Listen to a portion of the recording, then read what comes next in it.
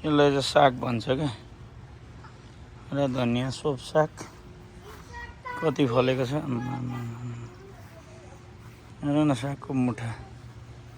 के रियल साग अर्ग्यानिक साग हेर त छ्याप छ्याप छ त बारीमा त यो के हो भाइ यो के हो साग हो साग त ठिक छ नि के गर्नु यहाँ बारी फेरि उयोले गिएर चाहिँ भत्काएर ल्याएर बारी ड्याम हानिदिइरहेछ अब कहिले यसको इन्सुरेन्स ल्याएर बनाइदिने हो धनियाँ चाहिँ सब फुलेछ